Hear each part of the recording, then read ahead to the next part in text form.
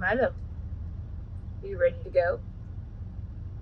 I know the land where the barley meets the bread can be an intoxicating place.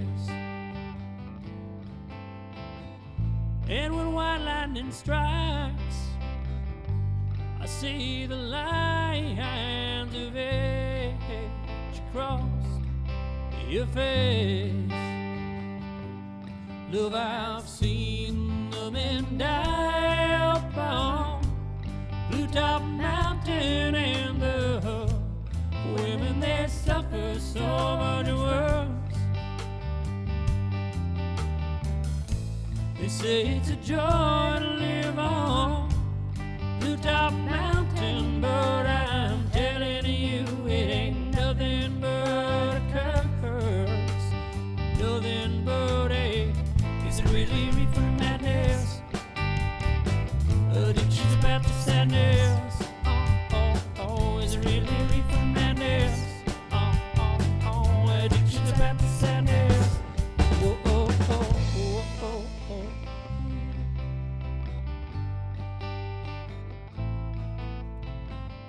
Said I knew a boy, he could rule the world someday. But you know, little Mr. Popularity done and came and stole his life away. And now it's chemical dependency, it's the twisting of a knife, and he tries so hard to pick up the pieces of what's left of a shattered life.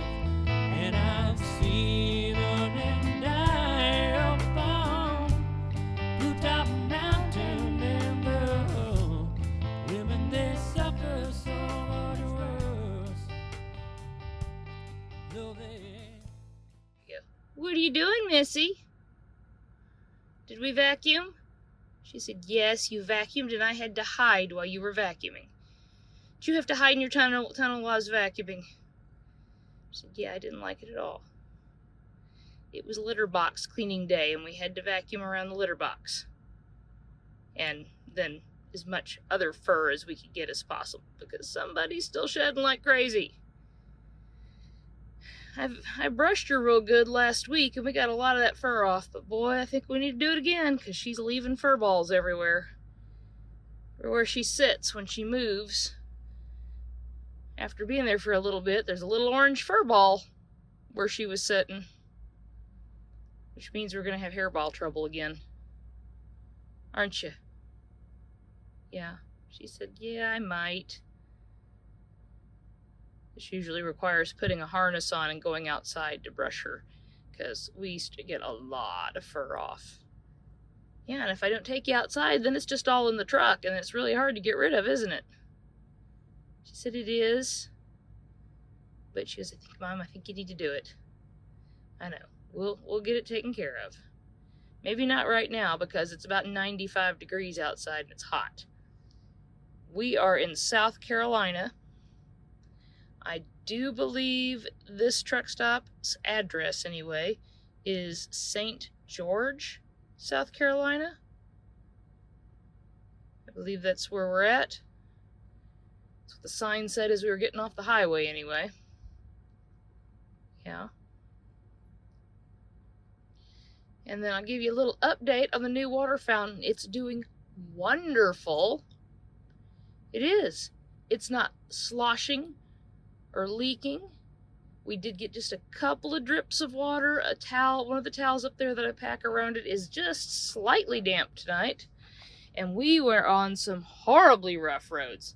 I'm gonna climb up here and have a look. What do you think? She goes, you gonna feed me while we're up here? Oh, I just might. But we got a slightly damp towel right here. But I mean, I tell you what, the roads we were on today were terribly rough. It was going through some construction. I mean, it was bad. So I am very impressed with this one about how little water is getting splashed out of it. I did put a camera on it so I could kind of glance at it while I was driving when we first set it up. because I was wondering if just the movement of the truck would trigger it to come on and off, and it did not, so that's good. So once that goes off, all the water that's loose or at the top is just this little puddle right here. You can go get a drink, and it sloshes and drains down here. So this is working out really, really well. I'm really happy with this one. And I have seen Milo drinking out of it. You get a drink out of there, don't you? You want to show us how you get a drink? She said, well, I'm not hungry, or I'm not thirsty right now. You go over there and get a drink? Show us how you drink? She says, no, I'm not doing it right now. I have seen her do it, so I know she does like it. Now she's waiting for dinner. She said, you are up here, which means it's time to feed me dinner. You look very suspicious of the fountain. What do you think?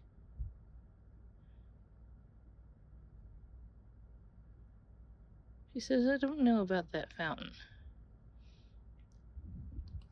We might try it, because you can run it without the flour, but see how much more water is moved? Which she does. Oh, but it drains faster. Okay, so we may have to try it like that and see if it still sloshes. Because she actually likes the water that bubbles up more than she likes the water that runs off the flour. Look, Milo. What do you think about that? Because it says you can run it either way.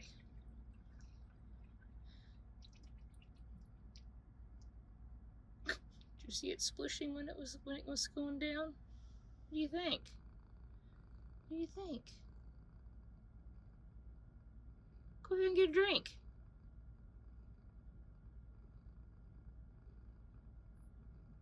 You look very suspicious of the new water fountain. Here, you can get a drink. She says, I don't know, Mom. You're filming me, I don't know. I may leave the flour off tonight and see if she likes it a little better. So I said, I think she wants to drink out of the puddle, and the flour's in the way. Is the flour in your way? I just thought it looked like it would splash less without the flour. So I'm gonna scratch. Give me a minute. She said, I'm getting ready to start protesting because you're not feeding me. Go get a drink. No, she said, no drink. I need food. Okay, well, I guess I should feed Miss Milo. Yeah, I need to feed you. Oh my goodness, getting some ear scratching. Good ear scratching. Alright, well, I'm gonna feed Miss Milo. Oh, she's getting ready to give up on me. We can get our stuff done that we need to get done tonight. And then we are headed to Moncks Corner, South Carolina, and then Myrtle Beach. And then we turn around and go back to Lebanon. It's an awful long drive over here. This one takes a couple of days to get to. So we've got a couple of days back. We should be back in Lebanon, unless I have to take a 34-hour break, we should be back in Lebanon on Monday. So you guys all have a great day. And we will talk to you next time.